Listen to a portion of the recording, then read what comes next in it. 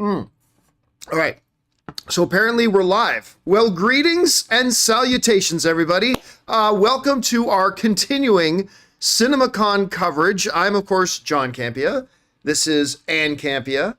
That's Ray Ora. Taylor Gonzalez is actually sitting over there. Like our, I was going to say something, but I won't. And it's good to have you guys here as we continue our coverage of CinemaCon. Today, we've got a lot to cover. Like a whole crap load of stuff to cover because we didn't have time this morning to do a Lionsgate wrap up. So we're kind of combining Lionsgate's presentation from earlier today with the Universal presentation that we just got out of. And so we're just going to combine it all into one. And there is a lot to go over. Okay, first, Lionsgate, we're going to start off with them. They put on a great presentation. It was quick. They moved through it really snappy. They covered a lot of film. I think they had at least 12 films they showed us trailers for. More than that. That I don't even think they revealed I don't think they dropped them to the public. Yeah. So we saw a lot of different stuff. And then Universal did this big thing and they ended it off with a big presentation of Wicked, which was, Anne was crying. Of course. She was crying. Last year. And it was awesome. Like, it's gotten me really excited for Wicked, and I'm not exactly their target audience, so good job for what they're doing there. Okay, so let's get things rolling here with the Lionsgate presentation. Anne has a note for all the stuff they started with. So what did they start with? Okay, so they started with just quick announcements highlighting that Highlander, Naruto, Now You See Me, oh right, Naruto and Monopoly with are happening. Destin Cretton, who is the director of Shang-Chi. He's going to be like not just directing. How do you pronounce it? Naruto. Not just doing one, but like an entire Naruto cinematic universe, apparently. So that's pretty cool. Then they talked a lot about the Highlander that they obviously haven't started shooting yet, so they had nothing to show for that. And then they kicked things off. What was the first movie they kicked things off with? Well, also they announced Margot Robbie behind Monopoly. Yep, again. Lucky Cap. And then they brought Henry Cavill out to talk about two movies, actually. One that's coming out very soon. Right. So, of course, I wanted to scream and cheer. They brought Henry Cavill out on stage to talk about two films he's got coming up, both directed by Guy Ritchie. Yeah. Mm-hmm. And both coming from Lionsgate. One is, of course, The Ministry of Ungentlemanly Warfare, which I guess AMC did their secret Monday screening was that movie this week. So good for them for doing that. And I've heard some pretty good things from people who've seen it. So that looked great. You guys already know all about that. It's about to come out.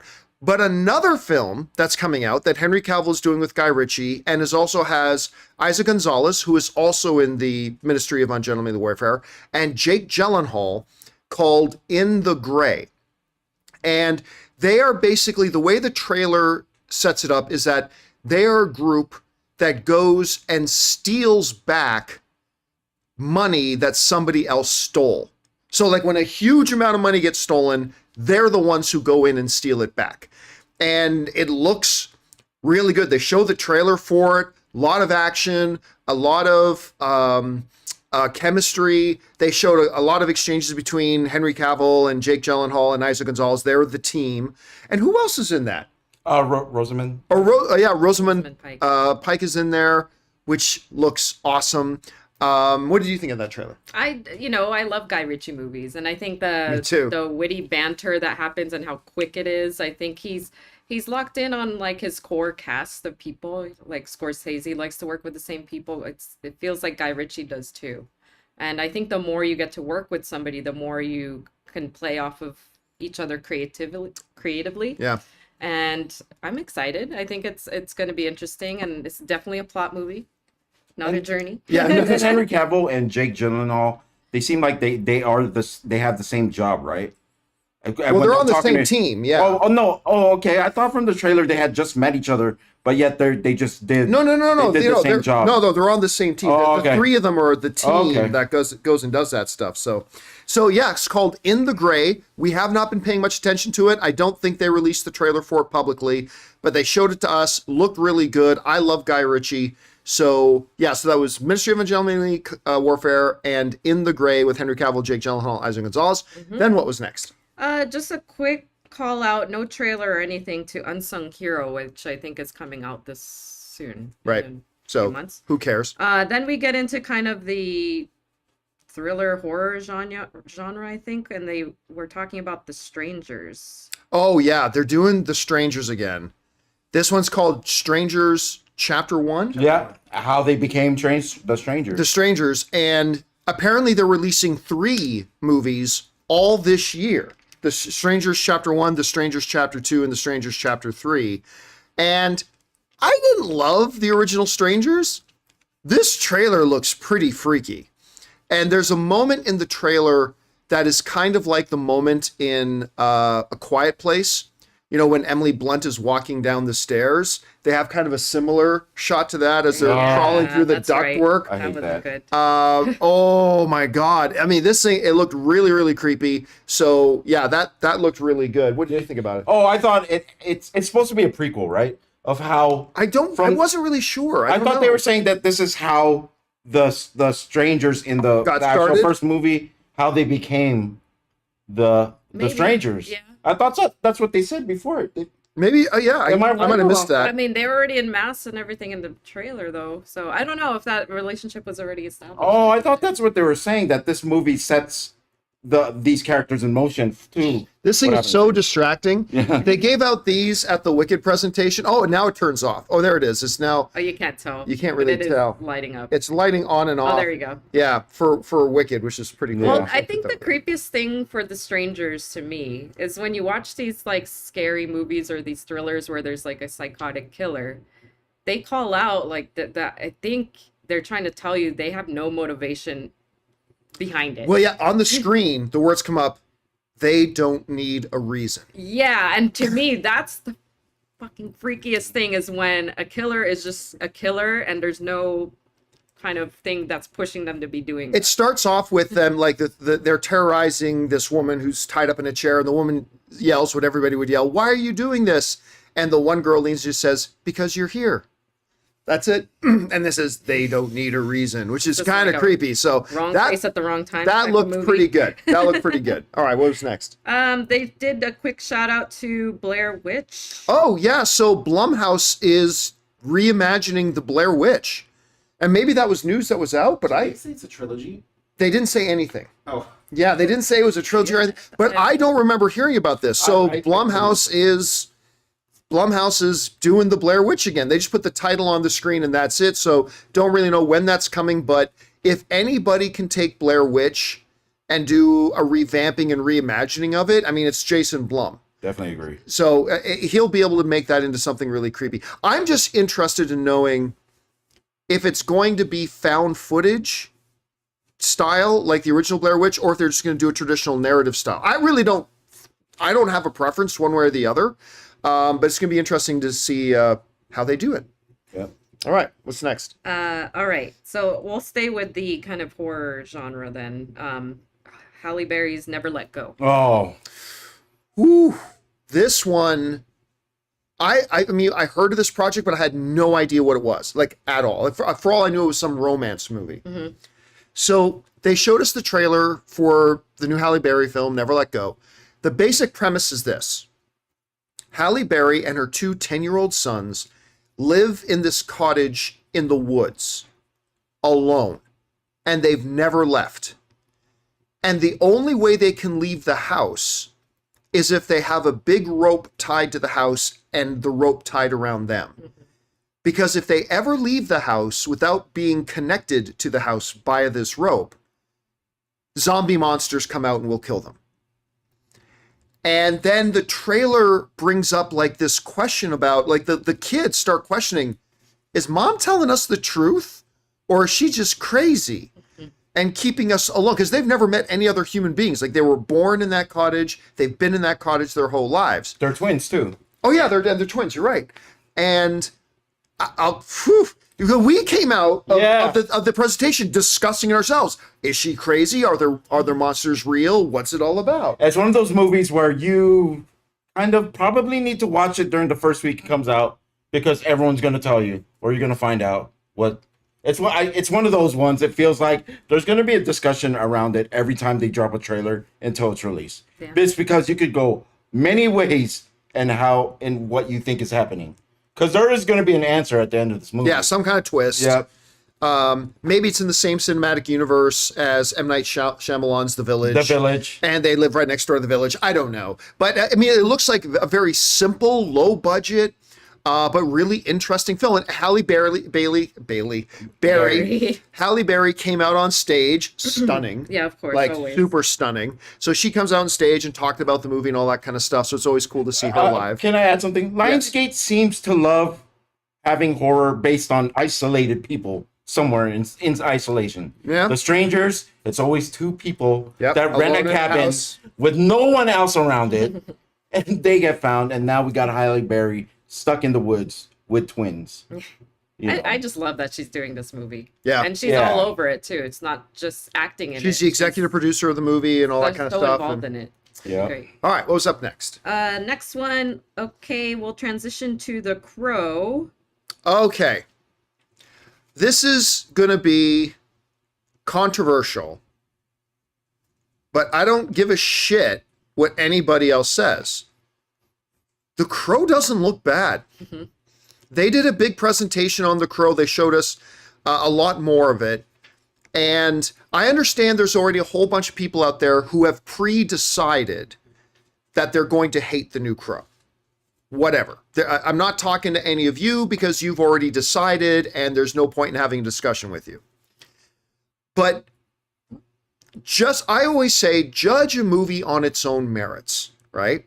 And I have no skin in the game with The Crow. I don't really give a shit about The Crow. I thought The Crow was an okay little movie back in the day that achieved, cult classic status somehow. That's fine. I mean, I don't mind when people love it. I don't mind if people hate it. I have no skin in that game. I thought it was a pretty good little film back in the day, whatever. So I don't care.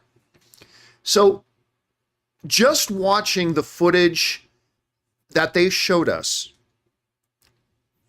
this doesn't look bad. It actually looks kind of creepy, and it looks like the action is going to be really good.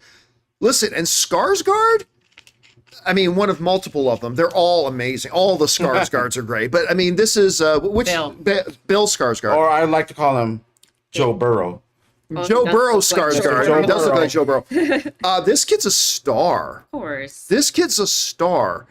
And it actually really looked pretty... Listen, I'm not saying this is going to be like one of the top 10 movies of the year or anything like that. I'm not even saying the movie's going to be good. It might not. But it looks pretty decent. What did you think? It looks brutal. That's all I'd say. There was a shot at the end where he sticks some guy in the eye, right? With like some sort Oh of... my God, there's yeah. a shot. And it's slow. And this isn't a spoiler because know. it's I going to don't be think it it's going to was. be in a trailer later, so this isn't a spoiler. But he's like Skarsgård jumps on top of this like hitman guy, and he's got the gun, and he's pushing the gun down into the hit guy's face, and it pushes the gun right through his eye socket before pulling the trigger. All I thought to myself was, Chris Carr will not watch this. Violence. But High violence. The trailer does get you going a little bit. Yeah, for sure. They just the small parts that we see his relationship with this girl. They met like what in a prison something. Insane They asylum matched or up in prison with like Or, the same sort of therapy Asylum. Yeah, therapy kind asylum, of place, some sort of whatever. thing.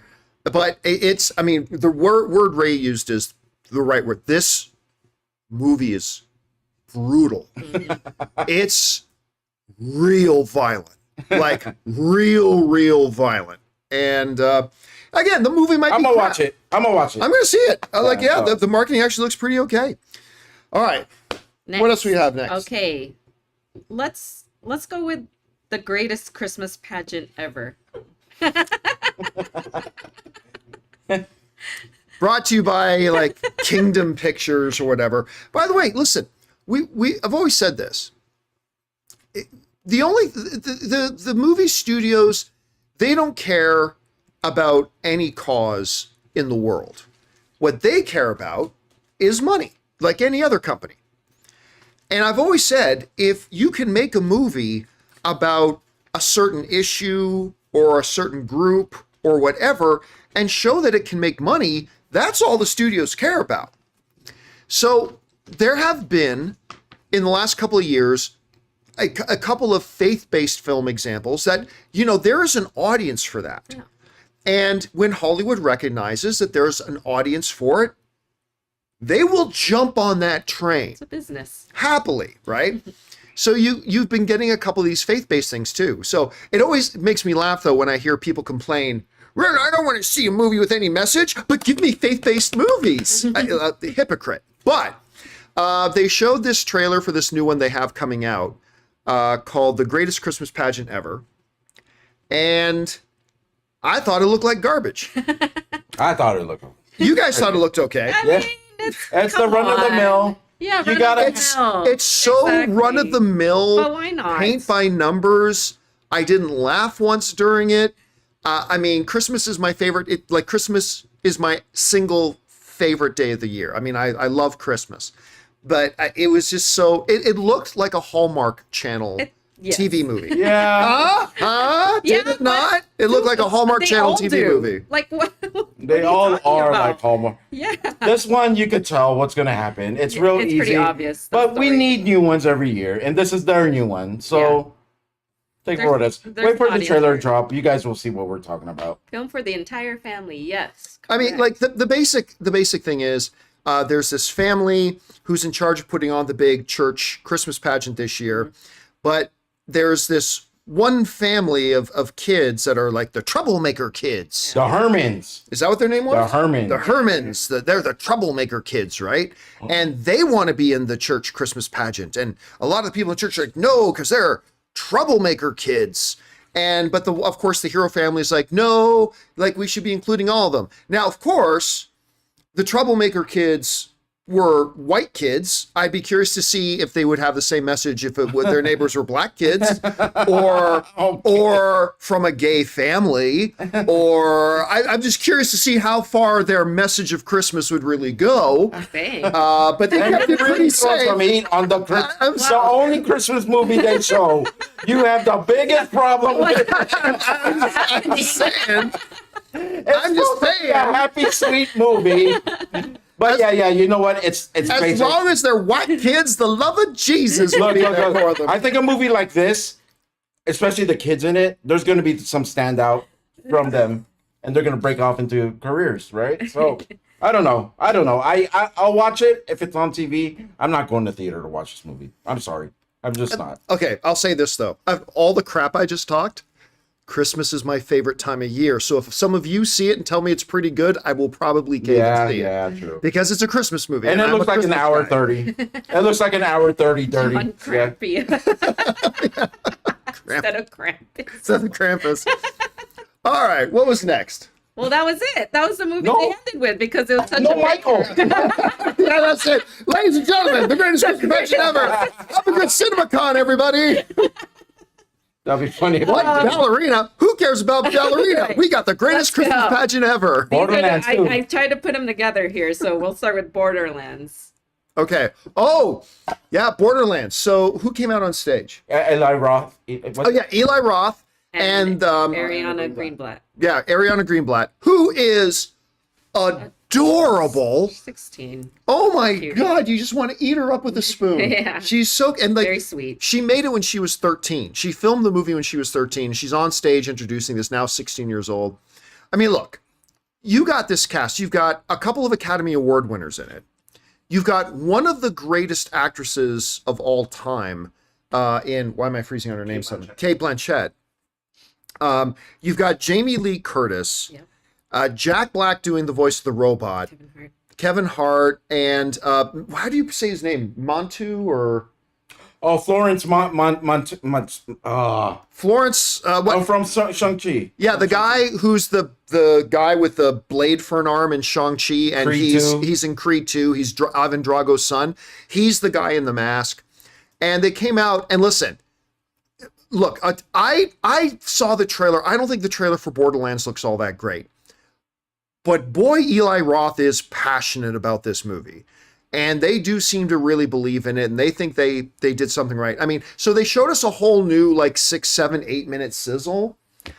And even though the first trailer kind of made it look a little bit like a Guardians of the Galaxy ripoff, Yeah.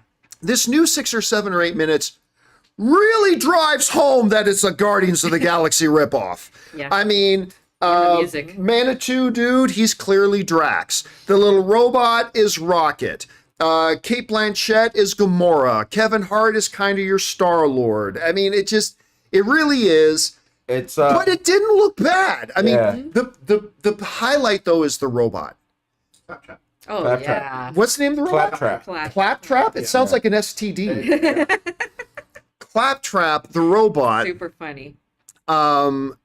is pretty funny. Anne was laughing a lot. But what did you think about the thing overall? This is like Guardians if you threw it in a blender with like Mad Max, like Wasteland sort of thing, maybe with a little bit of Fallout. I wasn't on board with this movie, but after what they showed, I my foot's on the doorway on that train, on the Borderlands train. I'm gonna go see this. It looks good to me now.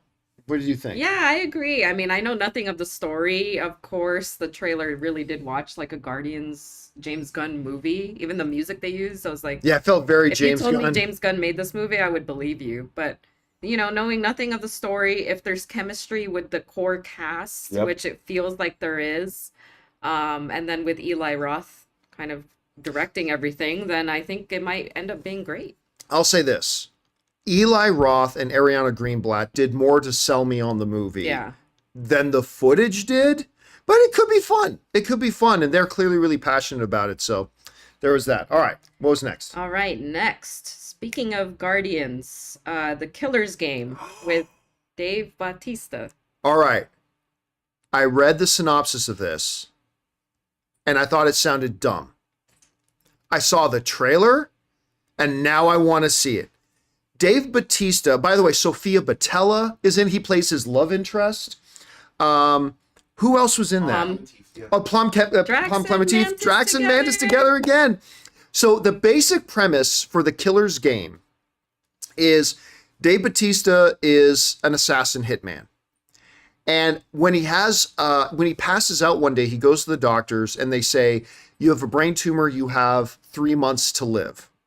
So Dave Bautista decides he doesn't want to just wither away and have his daughter see him, like that. Yeah. So he goes to the agency and says, I want to put out a hit on myself. Like, I want somebody to take me out. Yeah. And I don't want to see it coming. And Palm is running the agency. Yeah, Palm is like running Sounds like the the hitman John Wick, agency. yeah. Yeah. And she's like, awesome, because I've always hated you, and now I get to kill you. This is great, right? But of course, plot twist, Dave Bautista gets a call from the doctor saying, we made a horrible mistake. Of course. Your test results got mixed up with somebody else's test Of results. course. You're fine. But now the hitmen don't want to take down the contract. They want to take him out. So and you know what? I thought it sounded kind of lame and overly simple and very stereotypical. It does. It does.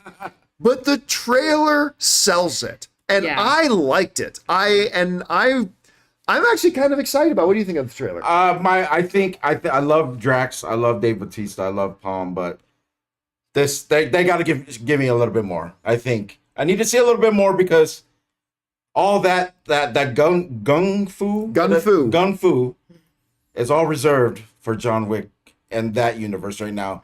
I don't think there's any gun fu. I thought it just felt more like 80s Arnold gun action than like gun fu or something. But I'll wait for the next trailer. The premise was kind of cheesy to me. The premise is totally cheesy. Who It really gets is. who gets a brain thing? But you know what? Then I'm looking more into it than I should. So I'm gonna stop right there. Just the action itself, it didn't make me want to go see it yet. I got Oh, really? Oh, it totally works for me. yeah, because we've seen a lot of stuff Yes, from we have. Lionsgate. Yes, we we've have. seen a lot of great action stuff from Lionsgate. Let's wait. I'm gonna wait for the next trailer. All right. Okay. I bet it worked really well for me. What about you? It worked for me too. I will always support Filipino Dave Bautista. Oh, now you make me feel bad. No, but I think this is going to be Ray the hates true Filipinos. testament to. So Dave has come out in his interviews and said, "I really want to work on my craft and hone my craft of acting." He's always had that attitude. Yeah, and he's had such a what do you call it? A determination to get better at this. So Right. to me, I think this movie is going to be indicative of can he carry a movie as the lead character? All right. Right. I think that the trailer kind of showed that he might be able to. So I'm excited to see him pull All this right. off. And praise Lionsgate for actually giving him that Yeah. shot. Well, I mean, and they talked about other movies they worked with him on, which were really good. And well, anyway, now that we've talked about that and Ray's racist take on it, let's move on to the next one, shall we? What's next? Flight Risk. Oh, okay. Oh, Okay, wait a second. Flight Risk, new one. I gotta say this. I didn't know about this project. I didn't know about it. Like some of the other ones, oh yeah, I heard about that and I read what the basic idea. But this one I hadn't even heard of. Flight Risk is a very simple sounding movie, but I love these one location, character driven movies. Whether you're talking about like Tom Hanks on an island, or whether you're talking about a really good one, Ryan Reynolds is Buried, where the whole movie is just in the box. didn't Like, Jake Gyllenhaal do one recently too, where he was like he answered phone calls, or he was like it was a Netflix movie where he would like he was just calling like the 911 center. Never heard And of it. he was just okay. Anyway, Okay. I'm not saying you're wrong. I'm saying I never heard of it. That's all. So the basic idea is this. Let me look at this one. It's here's the funny thing. So it's directed by Mel Gibson. They don't want to put Mel Gibson's name on it, so it says from the director of Apocalypto, not Heartbreak Ridge. What's the one he just did with Andrew Garfield? Hacksaw Ridge. Yeah. Hacksaw Ridge, and the third one, right? It just says from the director of blah blah blah. They don't actually put Mel Gibson's name on it. So It's called The Guilty. Is that what people are saying? what? What movie you were trying to figure Oh, out? that you're trying to talk about, right? The I Guilty. think so. I think so. All right. Yeah. Okay. So Yeah, it is. Yeah, it is. So here's the thing. There is a witness against the mob who goes into protective custody, and this U.S. Marshal has to transport this witness that the mob wants to kill to New York to testify in a trial. So the only way they can do that is to charter this little single propeller plane, and the pilot gets in and the three of them take off. Only what you find out in the trailer that the pilot, played by Mark Wahlberg, is actually an assassin sent by the mob to kill the witness. And everything goes crazy in this plane. So in the trailer, they take down Mark Wahlberg and handcuff him up. But the problem is neither the U.S. Marshal nor the witness know how to fly a plane. And like one of the scenes in the trailer is like, there's all these emergency lights going on, blah, blah, blah, and then you see Mark Wahlberg handcuffed. You need a pilot? Which was kind of funny. I gotta say, this is another one that if I just read it on paper, it sounds kind of dumb.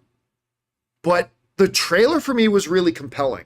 And I am now very interested in seeing this one. What did you think about it? I am too. I know some people are calling out, oh, what about the more recent plane disasters that have been happening? But they were in a really old plane in this trailer, right? Like an old single propeller, okay. Yeah. Yeah, I always support Michelle Dockery. I want her to do really well, and I love that she's in this role. I'm curious as well if they're going to keep everything on that plane. That's what it looks like. Yeah. It looks like the bulk of the Well, movie. there are some shots in the trailer that take place in front of a courthouse, but they weren't in there. Most of this movie, like 95% of the trailer was on this little plane, in this one little plane. So, there's also factors that we saw in the trailer. We saw some military. Yeah. Military. at some point, 2 fighter jets fly alongside of the little plane, which makes me think the mob told the military that, that little plane is going to crash into a government building or something. Right. So there's going to be a lot of mind games in this movie. So yeah, it looks really interesting. I knew nothing about it going into it, and I thought it looked pretty cool. All right, what was next up? Shadow Force. Okay. The greatest Christmas pageant ever. The greatest. Okay. Shadow Force wins the award for worst title at CinemaCon. Dumb title. It's a cross between Mr. and Mrs. Smith, Spy Kids, and Mark Wahlberg just did a Netflix action film where he had to tell his kids, "I'm actually a government secret agent," or something like that. What it's called. So you got Omar Sy. Mm-hmm. Who is like an incredible, became a super mega international star with that one French show that he does. I'm forgetting the name of it. And who's the lead? Is it Kerry Washington? Kerry Washington, who I love. Kerry Washington. yeah. Mark Strong is in it. Always love Mark Strong.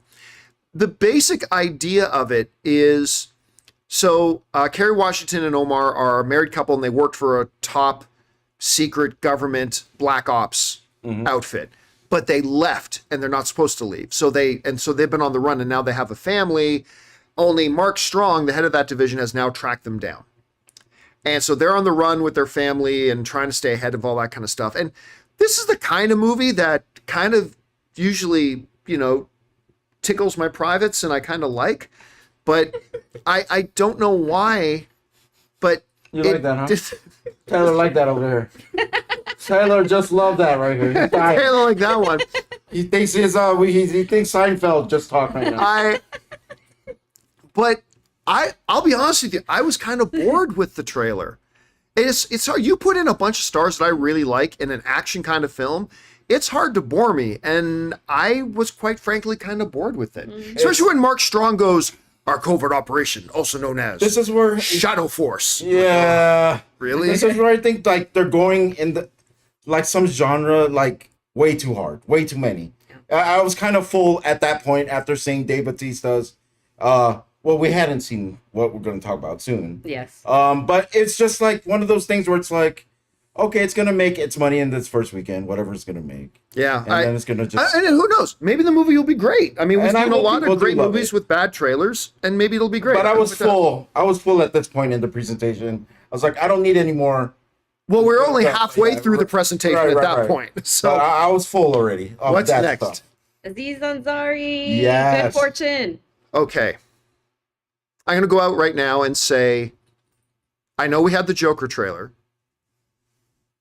Good Fortune with Seth Rogen, Aziz Ansari, who wrote and directed the film, Keanu Reeves, Kiki Palmer. It might be the best trailer of CinemaCon, to me. Won't beat everybody.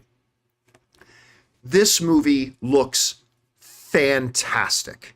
And first of all, Aziz Ansari comes out on stage with the head of Lionsgate, right? The head of Lionsgate's already, I think his name was Richard. Yeah. So I might be wrong, but let's say the head of Lionsgate's name is Richard. And Aziz Ansari comes and goes, "Hey everybody, no, it's not Henry Cavill in brownface. It's actually me, Aziz Ansari." He goes, "Actually, that's what Richard calls me. He calls me his little brown Cavill." And he goes, "That's very inappropriate, Richard. You shouldn't call me that." And he says, Aziz Ansari comes out, takes the mic, and just had everybody in stitches. He was like really, really funny. And then they show the trailer for Good Omens. So here's the basic gist, or for Good Fortune, I mean. Yeah. Here's the basic premise of this movie. Aziz Ansari is just this regular guy, does gig work and stuff like that, really struggles to make ends meet, has no real direction in his life. And Keanu Reeves plays an angel who... Gabriel. Not the angel Gabriel, right, but his name is Gabriel. And he's a low-ranking angel.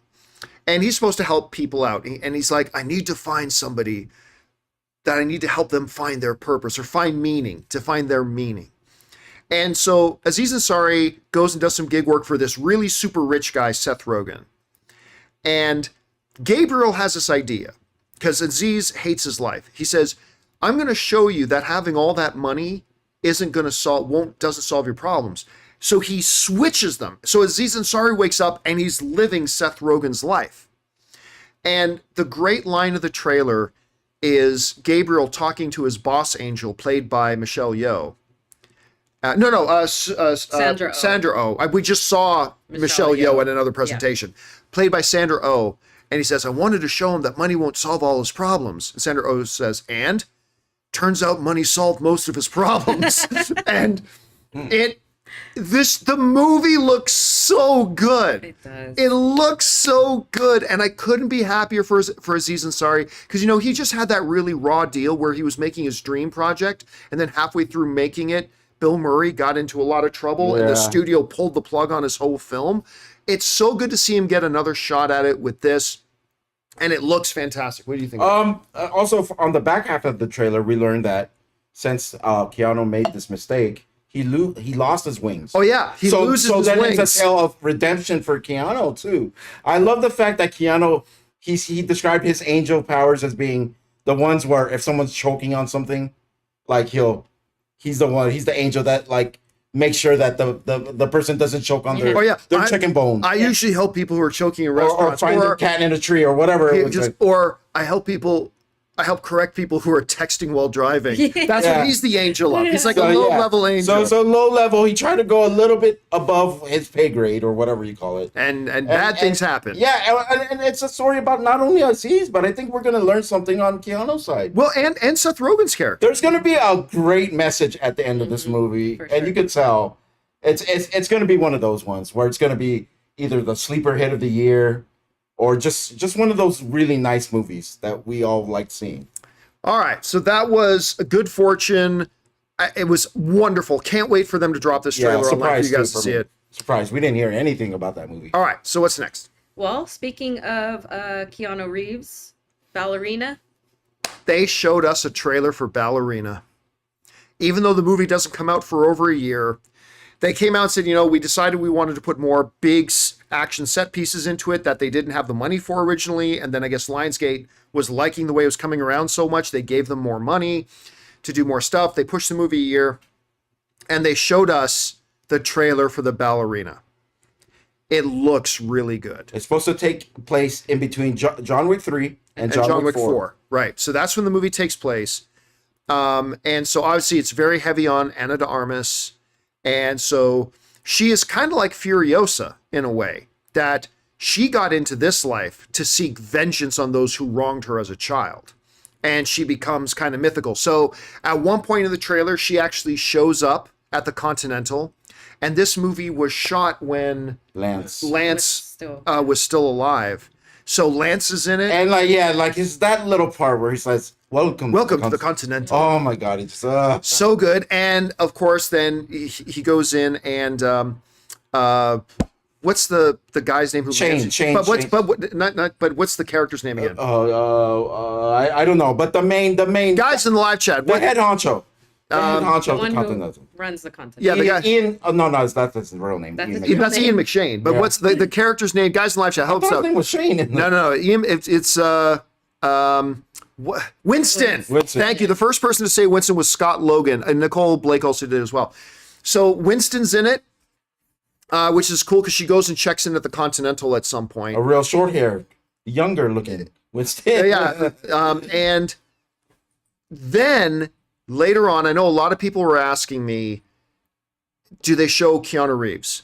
Yes, they show Keanu Reeves. Because at some point she's at this train station and all you see is a close-up of the steps of the train and you see these classic John Wick slick black shoes walking down and you just hear Ana de Armas say, "You're him.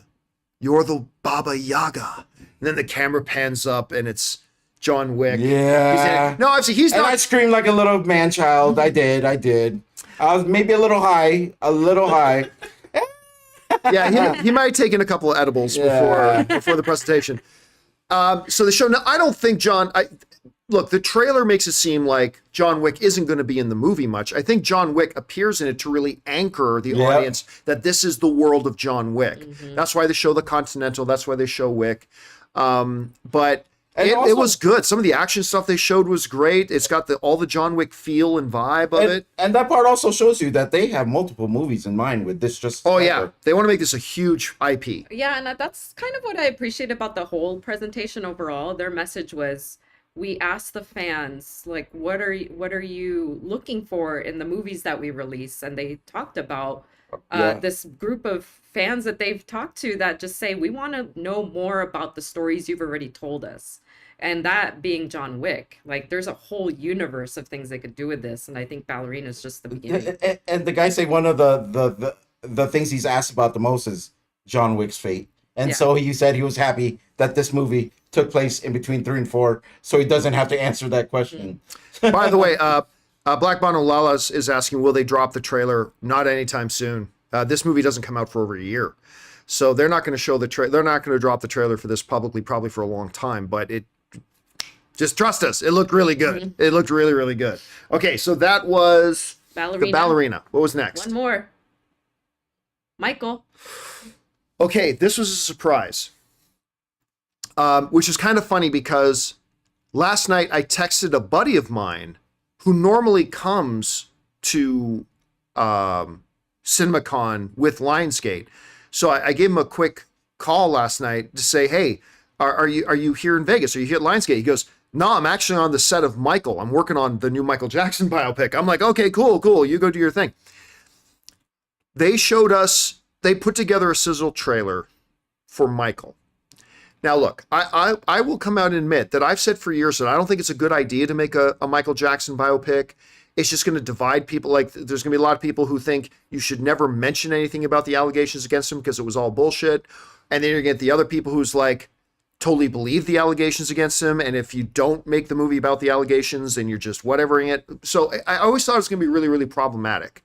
And it will be problematic when the movie comes out. That being said, the producer of the film comes out and talks about Antoine Fuqua, who's directing, who's a great director. You know, he's been in my studio before. I love the guy. I think he's a great filmmaker. This looked fantastic. Like, it's the same producer as Bohemian Rhapsody, so it really did have a Bohemian Rhapsody feel, and I loved that movie. But it felt larger than life. It felt really epic. It feels like it spans a lot of time. Mm-hmm. They did say it's a very long movie. They didn't say how long. The producers just joked that's going to be a long movie. I'm guessing 2 hours, 45 minutes, maybe 3 hours. Yeah. But the stuff they showed us looked incredible. Like, it looked like they're tackling everything. I'll tell you what, it looked like an Oscar film. They're tackling everything. They're not. Yeah. They mentioned at least with the wording on the trailer or what they showed us, they did mention the controversy. Mm-hmm. They're acknowledging it. They acknowledged that he had controversy. Yeah. They didn't say what the controversy was. Right. It'll be interesting. But it's not like they're like, they mentioned it. That's one thing. I think they're tackling everything. What stood out to me was just the music. A lot of music. They played a lot of the music, like a big dancing, like showing Jackson. I forget the actor's name who's playing Michael, but it's Michael Jackson's nephew. Jafar Jackson. He sounds like Michael. Yeah. I mean, talking. He moves like Michael. He moves like Michael. They did this big long piece in it of Michael singing. Well, Jafar as Michael singing "Man in the Mirror." Well, that was the main. Yeah, that was the main song. So that should kind of tell you. I mean, that song itself, using that song for this trailer, could tell you a lot about what they're planning to do with this movie. They said they're using over 30 of Michael Jackson's songs. Yeah. They said over 30 of Michael's songs, going from his earliest days with the Jackson 5 all the way up for the rest of his career. And it looked really, really, really good. I don't know when they're going to show this or drop any trailer. They said they put this trailer together just for CinemaCon. Mm-hmm. So I don't know if they're going to show it to the public or not, but I'm really excited to see the movie now. It looks great. So that was it. So what was for me, the best thing out of the Lionsgate presentation was Good Fortune. Good Fortune, yeah. Again, In the Gray looks great. Ministry of Evangelion Warfare looks great. The Crow looks better than people are giving it credit for. Yeah. Killer's Game looks fun. Flight Risk looks really interesting. But Good Fortune, Ballerina, and Michael. Mm-hmm. I think those were the big three for the Lionsgate presentation. Okay. Now that we're down through the Lionsgate presentation, let's go on and talk about the one we just got out of, which was the Universal presentation. So after Lionsgate, this morning was Universal, and what did we have up first with Universal? If anyone was wondering, there's going to be a new Bridget Jones movie. Oh yeah, they announced a Bridget Jones Diary 3. Which, and don't get me wrong, I'm not a Bridget Jones hater. Watch the super chats come in right now. But I was like, oh my God. Why? Why a Bridget Jones 3? Really? Okay, but sure. Everyone loves BJs. Oh. That's all I can think of. That's the tagline. Everyone loves a BJ. Maybe even a couple BJs. JT? How do you So move on from that? Okay, I got it. Okay, let's go. So one of the really interesting things that one of the Universal executives pointed out when they came out on stage is that, like, at Universal, they're committed to artistic excellence and financial success. Because, of course, it's a business, right? They're committed to both. And they say, our audiences, he said, this year, 2 of the top 3 box office films were Universal films. Mm-hmm. And all 3 of the top grossing movies of the year worldwide were original films. And he said, we're committed, because, there's often, I always have this discussion with people. Every once in a while, you get somebody who wants to pretend like they think they sound smart or intellectual by saying, oh, Hollywood doesn't make anything original anymore. And like I always tell people, it's like, you do realize that more original film is made today than in any other time in Hollywood history. And one of the stats that the guy from Universal came out and said, it goes, of the 20 films we're releasing this year, they're releasing 20. That number shocked me. Mm-hmm. He said, of the 20 films we're releasing this year, 75% of them are original films. And I just, again, that just kind of highlights there is loads and loads and loads of great original films being made. It's just that the audience doesn't normally pay as much attention to them as we do to the franchises. And so I was happy to hear them talk about that a little bit. Anyway, let's get on to the movies that they discussed, what they have.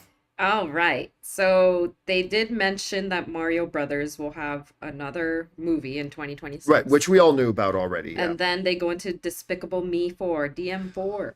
So they bring out, I can't remember how to say the guy's last name, Makashakalai. Yeah. Dan. Yeah, the guy who's, Right? what's his last name? Melandrani? Or Melon... I think you're missing a syllable in there. Yeah. Melodramatic. Yeah, there's like 7 syllables. And he's the guy who's the founder, creator, and CEO of Illumination. So he comes out and they talk about Despicable Me 4. And then they showed us like a 10-minute scene from the movie. And it looks wonderful. Of course. They showed us this full time. There, in the trailer that came out, there's that scene where they're trying to fight off the honey badger. So they showed us basically the full 10-minute scene that surrounds that. And it was great.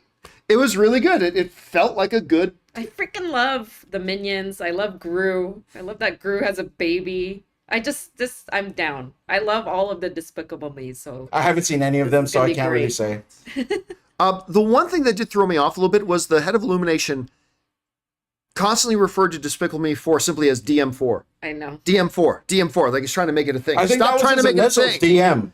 His initials is DM. Is it? Yeah. I know his first name is, or his last name. No, his first name is Chris. Oh, I thought it was, his last name started CM. with M, I thought it was. He's the original CM Punk. Right, okay. Oh, and this one too, Steve Carell is playing alongside Will Ferrell. Oh yeah, Will Ferrell's the voice of the villain Yeah. in the film. So you've got Anchorman and Brick, Ron Burgundy and Brick back together again, which is going to be great.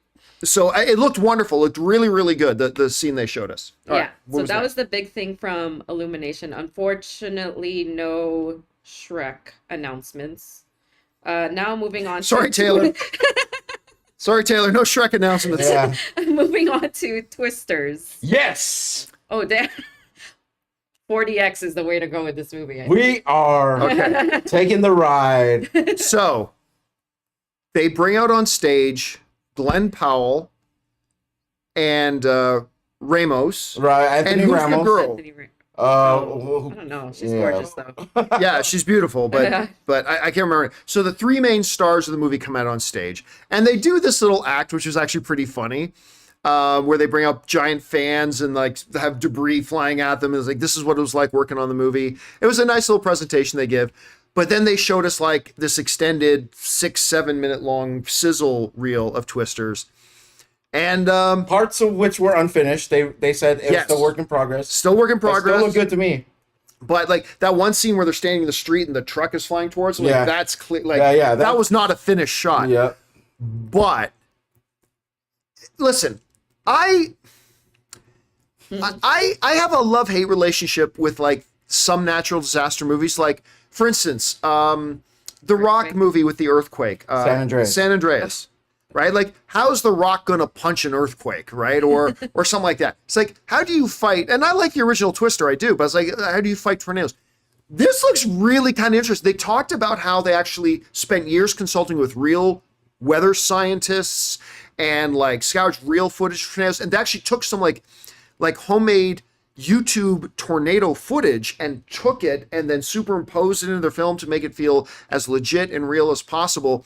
And I'll tell you what, they made it feel exciting and thrilling. And look, we all knew it from Top Gun Maverick, Glenn Powell is going to be an A-list Hollywood leading easily. man This guy- for the next 15, Easily. 20 The years. part he plays in this film is perfect for him. Yeah, the yeah, it cowboy really is, yeah. who chases tornadoes Yeah. without any of the science, but just goes by experience. And he has a truck that clamps itself down, and he rides that tornado until it passes. He is perfect for this part. He is the cowboy we've been waiting for. I was so happy when they gave him that role. Oh, by the way, Aries in the live chat saying they forgot the cows. Oh, no. The cow made an appearance in the presentation. Yes, it did. Flying cow makes, I won't tell you how Yeah. right now, but a flying cow makes appearance in Yep. the presentation. And there's like even, Oh, they did mention how this film was one of the only films that I know so far that directly acknowledged that they were affected by the strike. Oh. They were filming and they had to stop. Right. And they finished the film in the Wicked winter. did too. Oh, they Wicked did? too, They did? yeah. But Okay. they talked about how we worked for so long on this and the strike happened, we were off work and blah, blah, blah. So yeah, that came up a lot. in Fun there. group. But it Fun looked little good. group. Yeah. Fun little group of actors that looked like they had a ball. Sign me up. This made me more excited to see Twister. So the presentation was pretty good. And Glenn Powell, if we didn't already know, going to be a major movie star for a long time. And I'm definitely pushing us to see it in one of those 40X theaters. D-Box. This is the one. I've still never been to a 4DX. This is the one. These guys have. I have not. This is the one. All right. All right.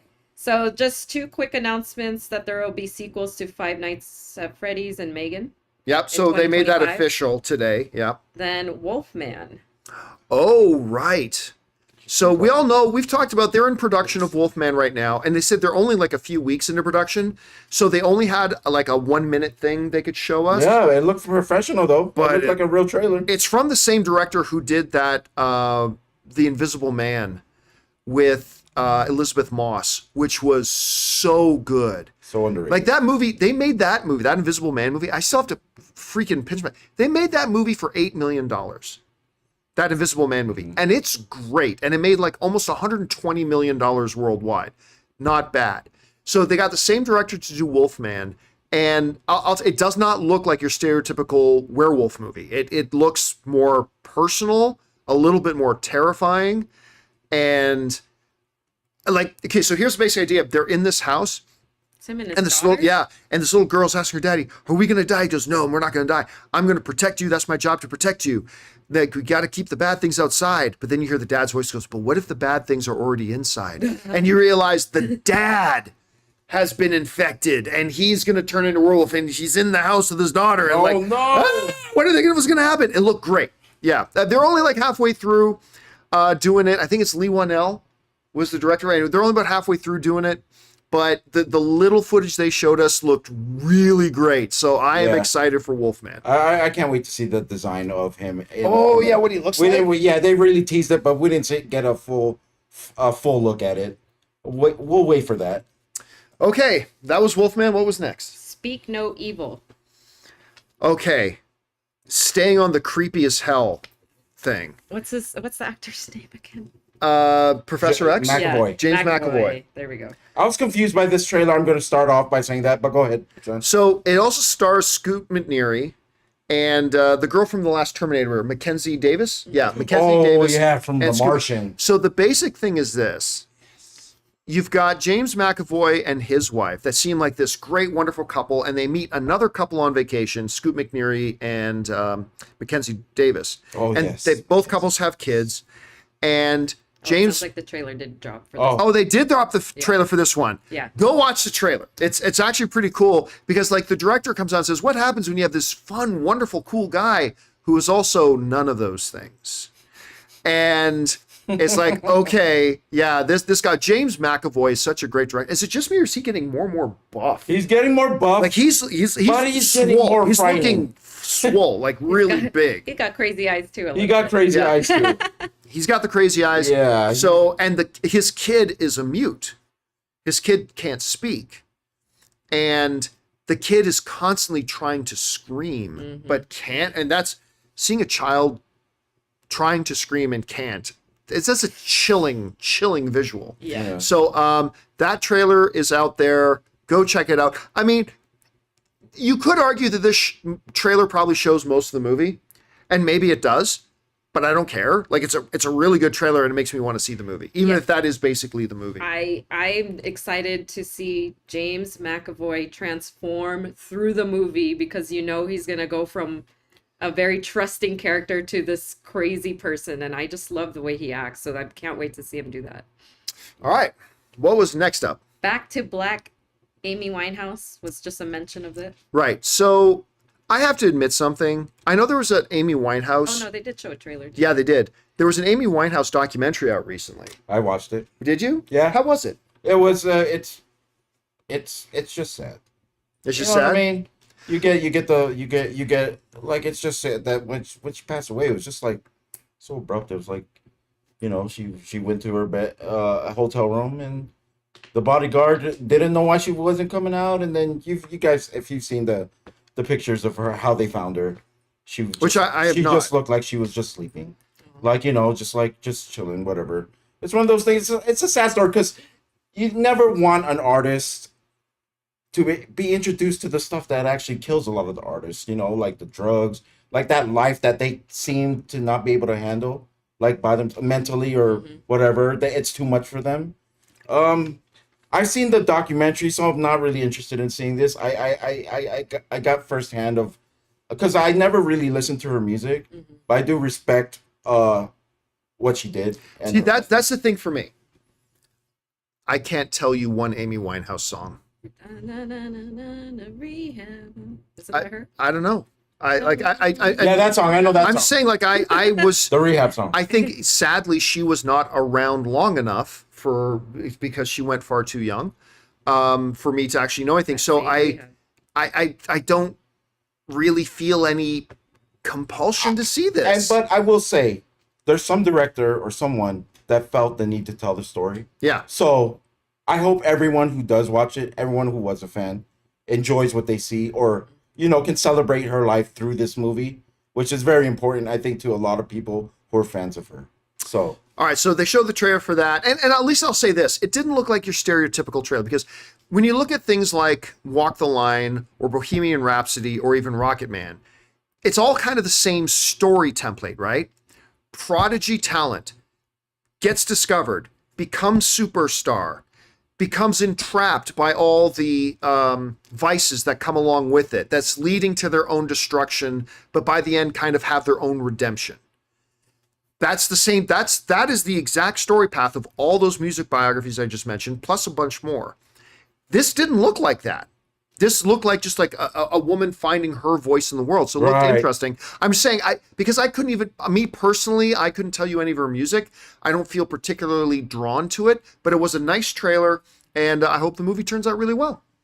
All All right, next. what's next? So this is kind of lumped into that part where they kind of just showed trailer after trailer, right? So then we got the Bikeriders, Which was of course the Bikeriders was supposed to come out last year, and then was it Disney that dropped it? Yeah, Disney dropped it. Disney dropped it, and they didn't want it anymore. Tom Hardy. So it came off Tom Hardy, Austin Butler, not Jamie Comer, Jodie Comer. It looks really good. Now, I'm a Sons of Anarchy guy, so anything like this looks really interesting to me. But they dropped it. So then along comes Focus Features, which is a part of Universal. And Focus Features picks it up. So they showed us a new trailer for it that gives us a little bit more of the story and how it evolves and all that kind of stuff. Which was a good thing. It was really good. Because now I'm a little bit interested in it. It feels like it's a revenge. There's a slight revenge thing, right, in this movie that we saw. Like I think Austin Butler and Tom Hardy were in a bar, and they're like, "We don't serve your colors," or you can't wear those colors. You can't wear those colors in here. So there's like a rivalry where I believe the other gang did something to Austin Butler's. Yeah, put Austin Butler in the hospital. Yeah. So Austin Butler's motorcycle club comes and burns the bar down where it happened, and there's this great scene. With that really, because the movie is also supposed to kind of talk about the evolution of how this motorcycle club became a gang and became a part of crime. Because as they went and burned down the bar that this other bike gang would go to, and where Austin Butler got beaten up and hospitalized, and they burned the bar down, they're hanging out there watching it burn. All the police and like there's a crowd gathered around watching now, and the police show up, and one of the other biker members says to Tom Hardy, "We need to get out of here because the cops are here." And then Tom Hardy just so cool, she goes, "No, we don't. Look at them. Look at the cops. They're afraid of us." And that was the line, like showing that's probably the moment in this movie that things change for this bike gang. And look, I was interested in the movie before. With this new promo piece they put together, it looks really good to me now. So I'm excited to see it. Yeah, definitely. All right. All right, so that was the Bikeriders. Conclave.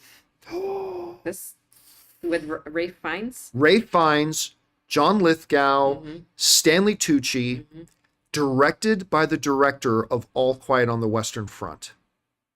Okay. The Conclave is about the process that goes, like the top secretive process that they go through at the Vatican when the Pope dies and selecting a new Pope. Oh. Yeah. And Ray Fiennes is a cardinal who's put in charge of that process. And, they sequester all the cardinals in the Vatican, and there's a whole bunch of Game of Thrones shit going on behind the scenes. And look, I was watching this trailer and this promo piece, and I'm like, this looks super intense, super thrilling. I'm really excited about watching it. And then they mentioned from the director of All Quiet on the Western Front. And I went, that's all you need. This is going to, and you've got the greatest actor in the world who doesn't have an Academy Award, Ray Fiennes, leading the movie. Looks so good in it. I don't think the Conclave is going to do well at the box office. No. I really don't. Yeah. They should call it Pope. But I'm going to be there. I cannot wait to see this movie. I'm super excited. What do you think about Me too. This is something that we'll never know really the process which happens when this event happens. But in our lifetime, I think we've lost 2 popes, or at least my lifetime. Yeah, Pope John Paul II and Pope. I can't remember. Well, Pope Benedict succeeded John Paul II, right? And then he gave up. He relinquished it, and then Pope Francis took over, I think it was. Yeah, so anyway, this whole process is so secretive that I love the movie is going to try to shed some light on what actually goes down. Obviously, it's going to be an extreme version of whatever actually happens, but I'm not surprised that there would be this type of political aspect to trying to select who the next pope is going to be, and then there's going to be the drama layered on top of it. So. But again, Ray Fiennes, John Lithgow, Stanley Tucci. Done. I'm there. This thing looks great. I don't know if they're going to drop the trailer, if they have dropped the trailer, but make sure you check it out when you get a chance. All right, what's next? Nosferatu. Oh! The new Robert Eggers, the director who gave us such mind fucks as The Lighthouse, The Witch. I love his film The Northman with another Skarsgård. This guy is a fascinating, interesting, very artistic director. I really, I still don't know what the fuck The Lighthouse was.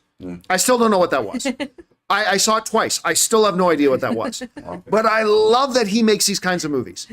And so, like, the head of the studio came out and said, so they're working on Nosferatu right now. He goes, believe me, this is not your dad's Dracula. This is not your dad's Nosferatu. Yeah. And it definitely has all the DNA of a Robert Eggers film. It doesn't really give you much. Like, really, the footage they showed us was like glimpses of things, right? But the glimpses they showed us could tell you that this is going to be a gruesome movie. Yeah. Movie. I mean, it's a Robert Eggers film. Yeah, right? so I can't. Did they show us a full look of Nosferatu? I don't think they did. They just saw the back. Just a dark silhouette. That he's coming. We didn't actually. The whole thing. He's coming. He's coming. He's coming. He's coming. Like all. Coming. This thing is the big thing. He's coming. He's coming. Who's coming? Nosferatu. Bridget Jones 3. Yeah. Bridget Jones 3 is coming. BJ's for all. I love that. What's his name is in this Green Goblin. Well, Willem Dafoe. Yeah. He makes a habit of showing. Like he was in. I don't think Willem Dafoe wasn't in The Witch, but he was definitely in the Lighthouse, obviously. Yeah. He was he's a Robert Eggers. Yeah, he was in The Northman alumni. Yeah, so he's a Robert Eggers guy. Okay. So I want to see more. That's all. I'm interested in seeing this. Yeah, I want to see more. Oh, is it filmed in black and white? What's it? No, it was No, color. I It's don't in think color. so. No, Yeah, no, yeah, that's yeah. not. Okay, next we got two more. The Wild Robot. Okay. They dropped the trailer for the Wild Robot a little bit ago. And it's literally moving. Yeah. It's a moving trailer. Like, it looks wonderful. So the director and Lupita Nyong'o come out on stage to talk more about it. And they really set it up. This robot it's a world that's a little bit more futuristic than the one we live in. But her character, her robot, is somehow it crashes on this uninhabited island where there's nothing but wildlife. And as a robot, she's programmed to find a task, and then fulfill the task. But she's only surrounded by animals. And so as you can kind of guess from the trailer, she stumbles upon this like goose egg, and it hatches, and this young goose, Gosling, thinks she's her mother, thinks the robot's her mother. And so that becomes her task, because she's told by other animals by fall to survive, this Gosling has to fly away, has to migrate with the rest of the geese if it's going to survive. So her task is now raise this Gosling to adulthood, well, by its age standards, to the point that it's going to be able to fly away when it needs to fly away. Mm-hmm. And they showed us a big extended thing of it. And it looks wonderful. I mean, you got emotional watching it. Of course. Yeah. Me too. I love the addition of the storyline in this trailer. That was kind of an extended version of the one you had shown me. And I think everyone's like, we're gonna cry. Yeah, Yeah. crying over the freaking trailer. There's gonna be some lessons we're gonna learn. Absolutely. We're gonna love things. We're gonna be sad appreciate about. life. Yep. and I like the this part whole where she- robot war that happens that I didn't know was gonna take place. which is was gonna part of it too. Yeah, it's gonna piss me off, that part, Yeah. because it's like it feels like she's already adapted to her environment, Mm-hmm. and they're trying to put her back. Well, into yeah, what there's she this wants. great scene where a bunch of robots show up and they say She's to her, fighting to stay there. "You are ordered to return home." And then she stands back and she says, "I am home." And then the camera widens out and she's surrounded by her animals and stuff Yeah. like that. And it looks like a big fight's about to ensue or something. And then in the beginning of the trailer too, I just want to point, because I never saw the trailer before today. I didn't. You're watch. the one who showed me the trailer. No, I was talking about our Robot Dreams. Oh, the one with The the dog. other one with the Robot dog and the dog. robot. Oh, maybe it was Yeah. Jonathan that showed me this. So this Okay, is the first anyway. time I've seen it, but there's this cute part where she's trying to figure out what she needs to do, and I think she pulls out like porcupine Yeah. thing from the fox. coyote, the fox's Yeah. nose. This movie is gonna be a heart jerker, I think. Yeah, looks wonderful. Loved what we tearjerker. saw, and can't wait to see it. It's going to be DreamWorks' next big hit. I think it's going to be really good. All right, and there was one more. Oh, Just one more. the beauty. Wicked. Wicked. So they bring out the producer and John M. Chu, who's like winning the CinemaCon Filmmaker Award this year. Yeah. And they bring, of course, he did Crazy Rich Asians as well. And so they bring him out to talk about how, like, John M. Chu was there in 2003 when they were doing the dress rehearsals for the first Wicked stage production, which is a really wild full circle moment for him that now he's directing this movie. And Jeff Goldblum came out. First of all, they brought up the wizard Yeah. from the movie talking to the CinemaCon attendees, and then so they did that. That was pretty funny. Yeah. And then Jeff Goldblum, who does the voice of the wizard, plays the wizard. He came out on stage in this wild outfit, and he was charming and great and wonderful. And then John M. Chu and the producer were out there, and then they brought out the two stars, who is Ariana Grande and who's the other girl? Cynthia Erivo. There you go. Cynthia Erivo. Thank you. They brought them out on stage. And they just talked about their journey playing. What is the name of the Wicked Witch? Alphaba Alphaba, which is really odd name. and But Galinda. Galinda and Alphaba, and they came on stage. You can tell those two are just probably best friends for life now. I think so, for sure. And they just talked about the process of making the movies. They talked a lot about how a lot of the stuff you see in this movie is practical effects. They built sets. I mean, last year they talked about how they literally brought in well over 1 million kind of flowers to create these hillsides of flowers, and they constructed all the sets, and a lot of what we're going to see in the movie is all practical. and all that kind of stuff. And then they said, now we have a new extended look at Wicked for you. And by the way, Taylor tells me that they did say this last year. I don't remember this. They're doing it in 2 movies. I don't remember hearing that, but they said they're doing Wicked in 2 movies. So there's going to be Wicked that comes out. Then I guess there's going to be a Wicked Part 2 in 2025, I suppose. So they're doing it as 2 movies, which has Anne confounded because she's like seen Wicked several times. She's like, where do you split this? Yeah. But okay, they're doing it 2. And then they showed the footage. What did you think about, how long was it, do you think? How long was the footage they showed us? I gotta say at least a good 8 minutes. 7 minutes. 8 minutes or Yeah. Anyway, what did you think about it? Well, Because you're a big Wicked fan. Yeah, I am. I just think they cast this perfectly. Already you could see it in the trailer. We were talking about Ariana is the perfect Glinda, not just because of who she is as like the character, but I think how she presents herself outside of this role. And I think it will be an opportunity for her to showcase her acting a little bit more because people forget that she is an actress. She used to do Disney stuff. So I think that's going to be great. I think they are going to play well together. I think the set pieces looked amazing. And you hear little snippets of the music that everybody knows and has grown to love. Gravity, they play that in the trailer too. I don't know what else to say except I can't wait. I'm a little bit bummed that they are cutting it into 2 movies. I was speechless after seeing this. Yeah. To be honest, like there's just from the trailer what we saw, every now and then there's a movie that will encapsulate cinema in general, a whole cinema. This thing has colors, visuals, sound. It looks like it's gonna Music. be one of those things that has everything together, in one package. By the way, just a couple comments being made. Somebody said, I heard now they're doing 3 parts.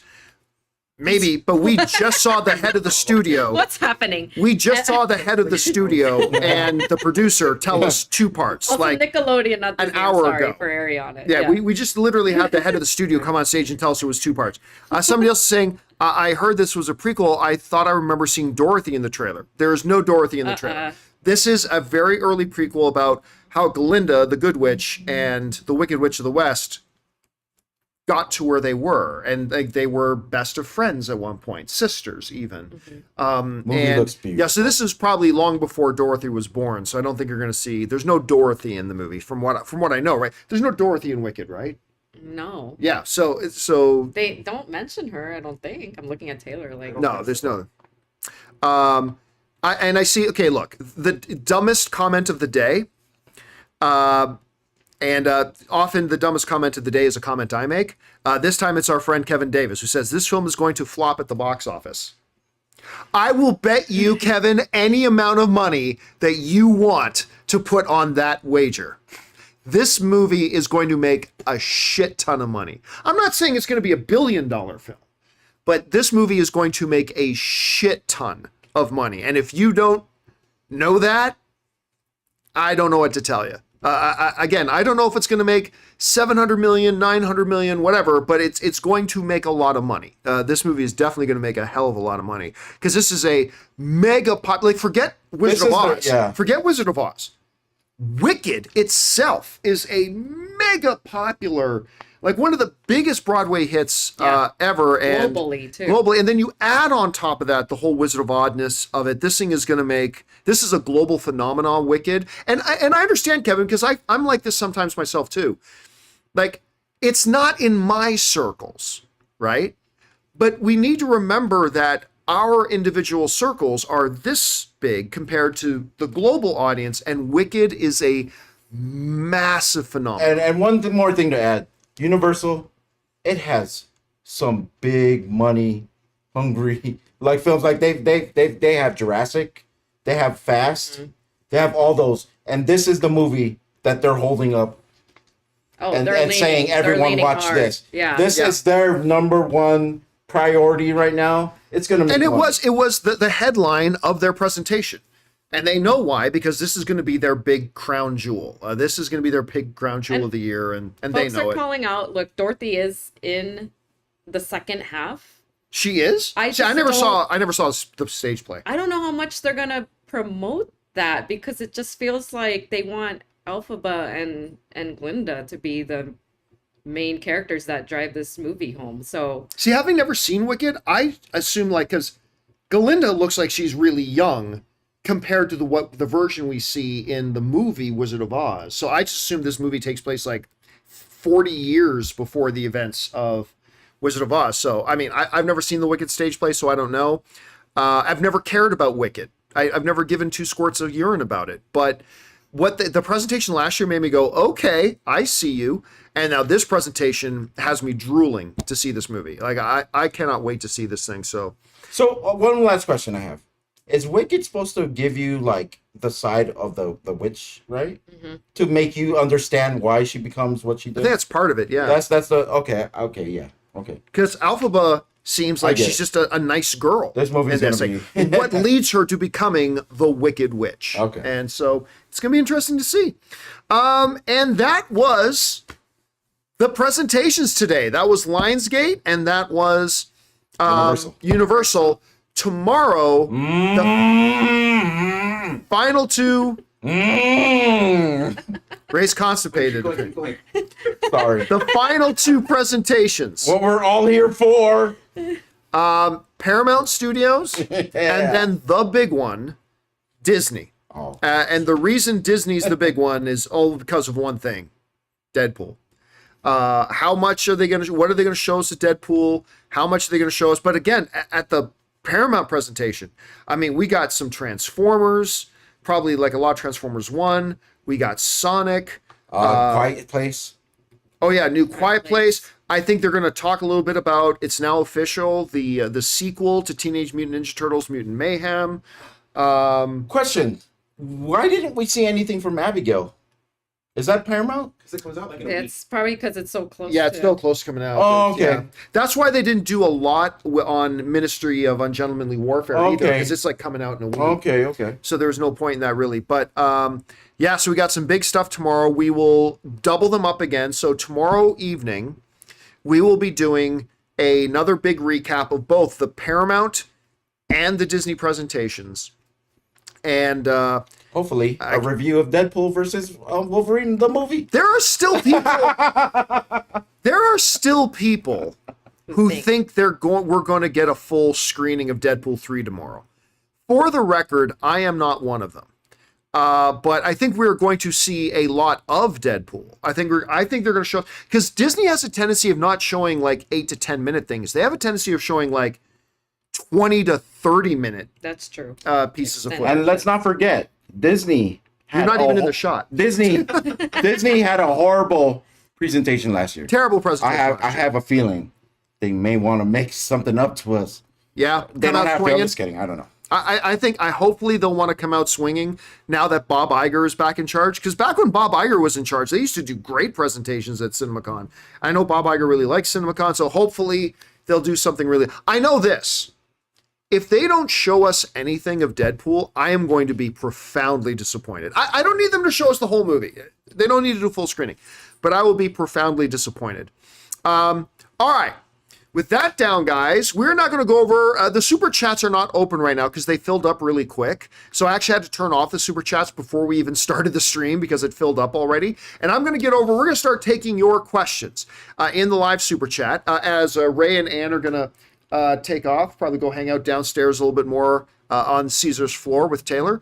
But I am going to be taking your questions here in just a moment. But first, before we do, we're going to hear from a sponsor of today's broadcast and what we're doing here. Our friends doing good work over at BetterHelp. Guys, we want to thank a sponsor of today's video, BetterHelp. Guys, it's a brand new year, and a lot of people are making New Year's resolutions, things they want to change about themselves. But I've always believed that it's also equally as important to identify the things we're doing well and building on those. And therapy helps you find your strengths so you can ditch the extreme resolutions and make changes that really stick. I've always believed that nothing impacts our daily performance in our jobs, our hobbies, our relationships like our mental health. And I've also said for a long time that it's about time that we stop just putting emphasis on on improving our physical health by getting out to the gym, but also by putting emphasis on improving our mental health as well. So if you're thinking of starting therapy, give BetterHelp a try. It's entirely online, designed to be convenient, flexible, and suited to your schedule. All you gotta do is fill out a brief questionnaire to get matched with a licensed therapist and switch therapists anytime for no additional charge. So guys, celebrate the progress you've already made. Visit betterhelp.com/Campea today to get 10% off your first month. That's BetterHelp, HELP.com/Campea.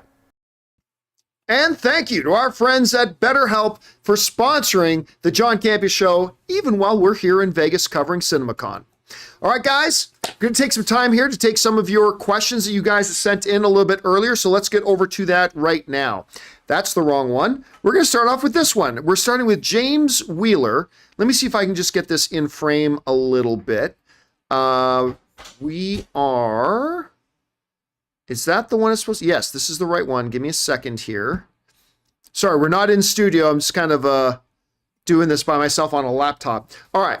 So James Wheeler is our first one up, and James Wheeler sends in a $20 super chat. Thank you, James, so much for that.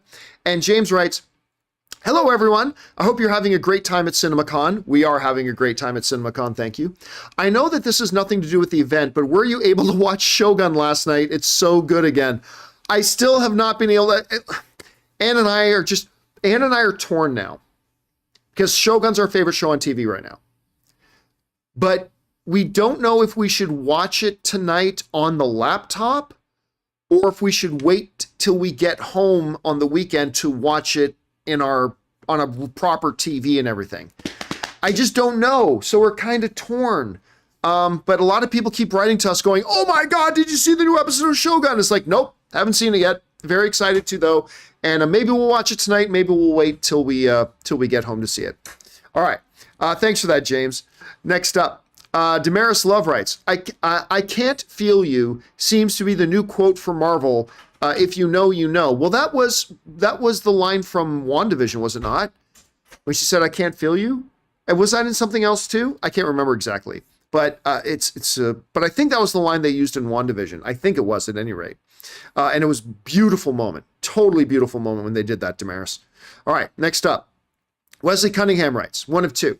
"What's y'all's thoughts on the Now You See Me movies? Keep meaning to get around to them, but interest goes up and down. And after all this time, Lionsgate is making a third." Yeah, and they talked about that a little bit today at their press. They didn't show us anything. They just talked how they're making a Now You See Me 3.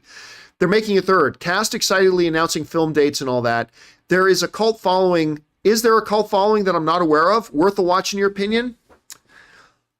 I'll be honest with you. I am not a big fan of the Now You See Me movies. I'm not, and I think part of the reason I'm not that into them is because, like, at its core, those movies are supposed to go into the magic of magic, right? In the real world. But when you watch Now You See Me, especially Now You See Me 2. As they're pulling off their illusions, they're doing stuff that couldn't be done. Even with all modern magic techniques, there's no way that could be done. Like, they do a lot of that would literally take sorcery, would literally take witchcraft to actually do. Like, they're doing things that aren't believable. Like, what they do in the movie, they couldn't have done that. Even the greatest illusion, even if you got David Copperfield and David Blaine to have a baby and it became a super magician, that baby would never be able to do that stuff. And so it loses something. So for instance, we just saw The Fall Guy, right? Which is a love letter to the art of stuntmen and stuntwomen in movies. But everything they do in that movie is real stunts. Everything done in that movie is real stunts, and that makes it feel so much more special. If they had done Now You See Me, and they literally did it with using techniques that real illusionists could do and could pull off, with certain techniques, it would feel more viable. And instead it just felt like, okay, now you're just doing witchcraft in the movie and it loses. Anyway, I don't actually think that Now You See Me movies are all that good. I don't think they're terrible. Don't get me wrong. I don't think they're garbage or anything, but I've never been a big fan of them myself. Anyway, that was just me. All right. Thanks, Wesley. Next up, we've got Brandon, who writes, did you watch the new episode of Shogun? Holy shit, no! I have not seen the new episode of Shogun yet, and I'm so excited to. I can't wait to watch it. All right, next up. Because normally I'm the one telling you guys about how great the show is. Now I got all you guys writing to me to tell me how great this new episode is, and I haven't seen it yet. All right. Tantalizing sends in a $30 super chat. Thank you, Tantalizing, for supporting us on that level, man. Greatly appreciated. And Tantalizing writes, hey all, hope CinemaCon is fun so far. It's really fun so far. I've been watching the show for a few years now. Thank you so much. And I love it. Have you seen the TV series White Collar? I never have. It ran from 2009 to 2014 and has Matt Bomer, one of my all-time favorite shows. You know, there's a couple of shows out there. What's the other guys, you know, I think it's on there's another show that everybody's telling me I should watch. And it's kind of like The Suits, White Collar, kind of genre. Psych. That's it. Thank you, Carla. Carla says in live chat, Psych. Psych is another one. Like White Collar and Psych are both shows that really look appealing to me, but I just never got around to it. The same was true of Suits. Suits always looked appealing to me, but I never watched it until, you know, this past year when everybody watched it apparently. But Psych and White Collar are both shows that I think at some point I want to sit down and try to go through, because I've always had so many of you guys write in to talk to me about those. So yeah, I'm gonna give it a shot at some point. I don't know when, but I'm definitely gonna give it a shot at some point. And Tantalizing again, thank you for supporting us on that level. Thank you for watching us for years, and thanks for the message. And I will definitely check it out at some point, because that's on my list. All right. Next up, Brandon writes, new episode of X-Men 97. Oh my God, so effing good. I've also had a few people write to me because I didn't like the previous episode. I really like the first two episodes of X-Men 97. The third one about the Goblin Queen, but everybody's telling me the new one's really good, so I'll check that when I get home. Tantalizing writes in again and writes, another one of my favorites is Burn Notice 2 with Jeffrey Donovan and Bruce Campbell. That was a very popular show back when I was at AMC, and I remember even there being billboards for Burn Notice around the theater, around our offices at AMC. So I've oddly enough, even though I love Bruce Campbell, I've never felt compelled to watch that one like I was to watch Suits or White Collar or Psych. But it's Bruce Campbell, so maybe at some point I'll have to give it a shot. All right.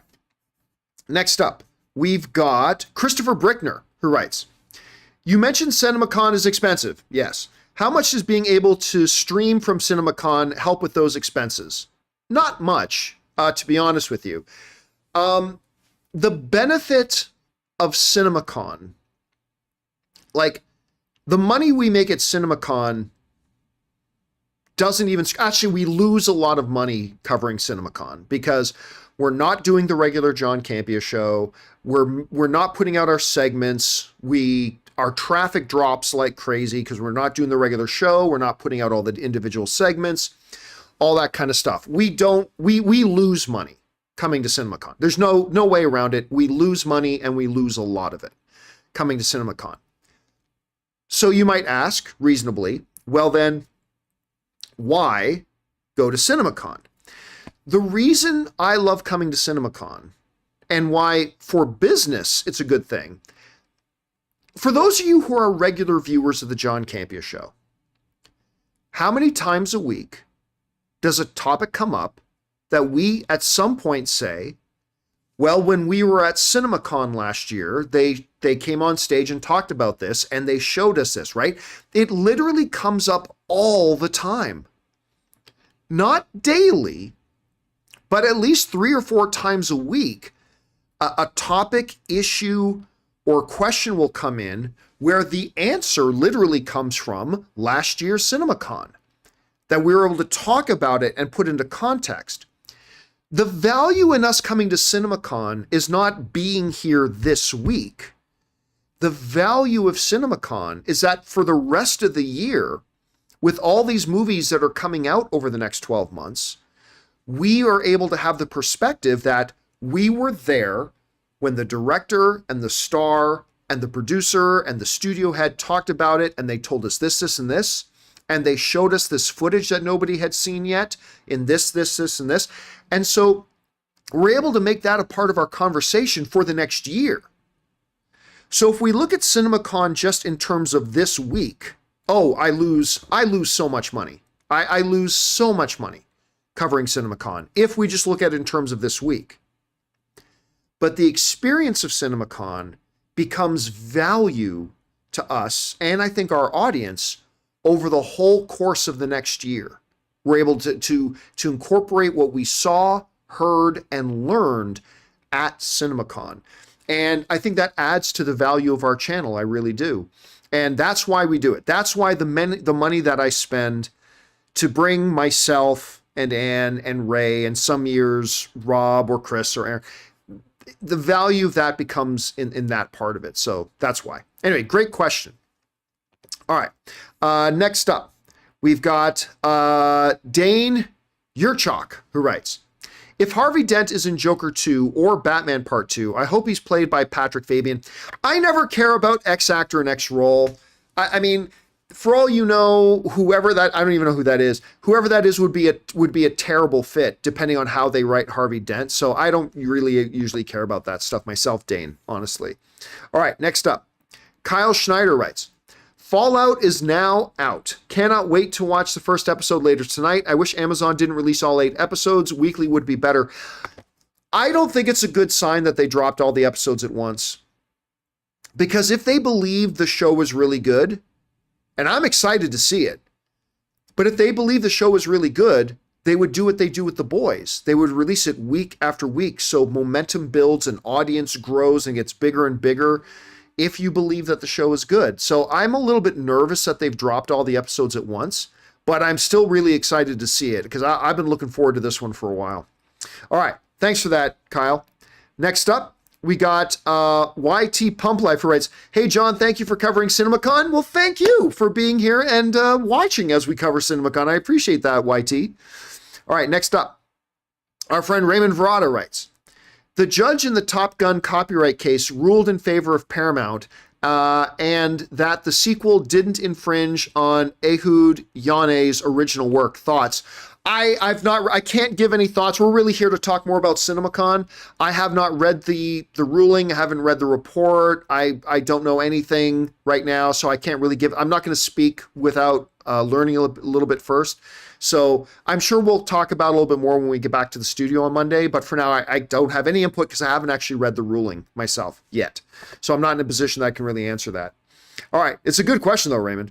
All right. Orange Hand writes, apparently streamers now want second screen content, dumbed down and less engaging shows that can play in the background while you use your phone.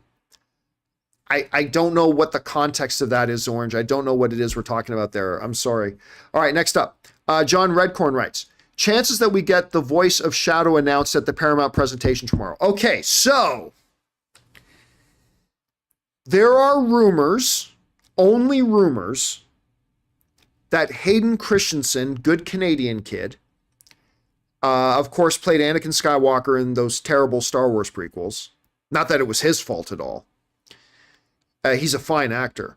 The rumors are he's going to be doing the voice of Shadow in Sonic 3. That might be true, might not be true. But we're going to find out tomorrow. Because I 100% believe at this Paramount presentation tomorrow, they will tell us who's doing the voice of Shadow. And if it is Hayden Christensen, and I'm not saying it is, but if it is, I expect we'll have Hayden Christensen come out on stage. I think we'll see him come out on stage. So I will let you guys know tomorrow. If that happens, we will keep our eye on it and we will report to you what actually happens. All right. Thanks for that, John. Next up, Moda Awesome writes, I believe that Harley is a doctor in Joker 2 because she's seen on the opposite side of his cell a few times, especially in the last scene in the trailer. Scenes of her as a patient are in his head.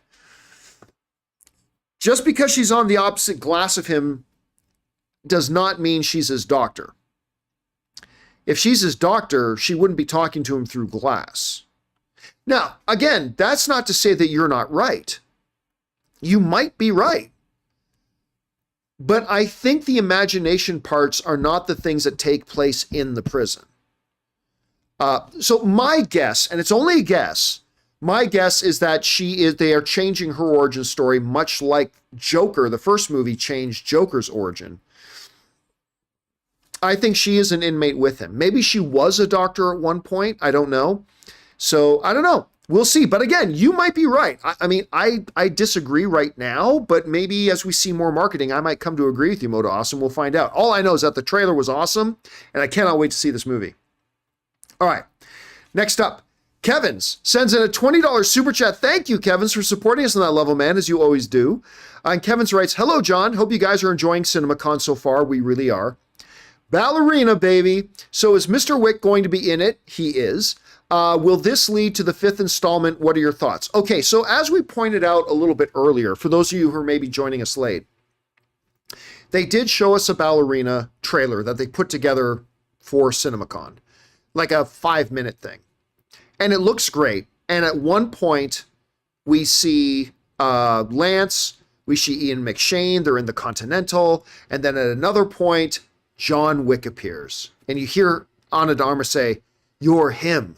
You're the Baba Yaga." And John Wick shows up, and it looks like he's going to be even like a little bit of a mentor to her. Now, they told us that the events of the Ballerina takes place in between John Wick 3 and John Wick 4. So everything we see in Ballerina happens before John Wick 4. But I think they've made it pretty clear that John Wick did not die at the end of 4. I think the comments that the director have made recently and stuff like that, I think it makes it pretty clear they're going to say he survived. And that they faked his death at the end. So I fully expect we're going to see a John Wick 5. Again, I don't know that as a fact. I'm just saying that's, as a fan, that's my guess. I'm fully convinced that we're going to see John Wick 5. But I don't think what we see in the Ballerina is going to have any kind of input on that. Maybe it does, maybe it doesn't, but we'll find out. All right. Good question, man. Next up, we've got Grubby Don't Play writes, should Lionsgate actually market Good Fortune? I don't know why they wouldn't. I mean, I'm sure, I can't remember when it's supposed to come out. I don't think it's anytime immediately soon. Like, I think it's this year. It was either this year or January of 2025. I can't remember which. But yeah, they seem very, very happy with this movie. To me, I think it was the best trailer we saw at CinemaCon so far. Yeah. And that's with all due respect to how great the Joker trailer was. I love the Joker trailer. I actually think Good Fortune might be the best trailer I saw. And they love this film. They're definitely going to market it a lot. All right. Next up, we got Kevin's again, who sends in another $20 super chat. And Kevin writes, also wanted to ask you if you have seen a movie called Chef. Oh yeah, we talked about Chef all the time. Directed by Jon Favreau and the stars into Robert Downey Jr., Scarlett Johansson, Sofia Vergara.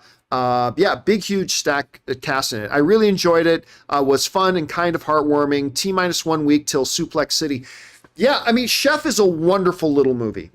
It was like a Jon Favreau passion project, and I mean, I really like good food movies. There's something about it, and you know a food movie's good when all you want to do is go to a good restaurant when it's done, right? And Chef made my mouth water.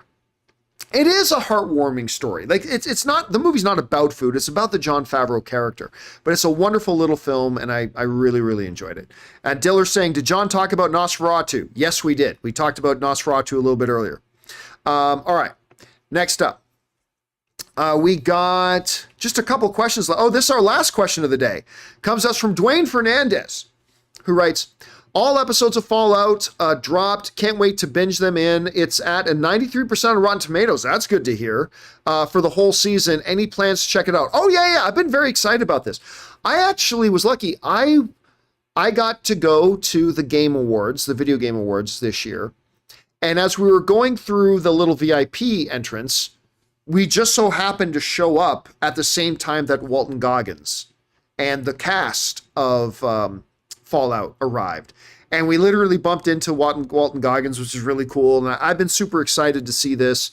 I cannot wait. I hope it's good. Again, I think they made a terrible decision. Amazon's been making some bad decisions lately, like not putting Roadhouse in theaters. Stupid decision. Anybody from Amazon Prime that watches this show, you guys made a really stupid decision. And I love Amazon, but they made a stupid decision. And I think it was a really bad decision, especially if this show is good. If Fallout is good, then dropping all the episodes at once is like brain level of stupid, brain dead level of stupid, like pure up brain dead level of stupid. Because if the show's really good, all the other shows have proven it. The audience, if you release one episode at a time, the audience will grow and grow and grow week after week, like what's happening with Shogun right now. Like they showed the first 2 episodes, and all of a sudden everybody talked about it, so the audience got bigger for the 3rd episode. Then the audience got bigger for the 4th episode, and so on and so forth. And I think it's a really dumb decision. Now, maybe they're just experimenting. And because, Amazon normally does week by week episode release, maybe they decided to take Fallout and use it as an experiment. See, like, what kind of results do we get if we drop it all at once? But I think they're going to find out not the results they want. I think it was a really bad decision, but I'm really excited about watching it. I can't wait to see it. And all right, guys, that'll do it for today's CinemaCon report, giving you our Lionsgate recap and our Universal Studios recap. Again, guys, tomorrow is the big one. Paramount and Disney with hopefully a lot of Deadpool. And I'm sure we're going to get some, Lion King's Mufasa. I think we got a lot of stuff in store for tomorrow. A lot of great stuff coming from Paramount, a lot of great stuff coming from Disney. Tomorrow's going to be a big packed stream. It's going to be a little bit earlier tomorrow than it was today. I think tomorrow's stream is probably going to be somewhere around 5 o'clock or 5:30. Today we started at 6:30. I think tomorrow's going to be 5 or 5:30. I'll let you guys know later. But guys, thank you so much for being here and joining us in our coverage of CinemaCon. We got one more full day to go, which is tomorrow. Cannot wait. Thank you guys for joining me. Big thank you to all you guys who sent in the super chats. Number 1, because you give us fun things to think about. And number 2, you support our channel, especially during this very expensive week at CinemaCon. You support our channel as you do it. So thanks a lot, guys. We'll see you again tomorrow for Paramount and Disney's presentations. And until next time, my friends, bye-bye.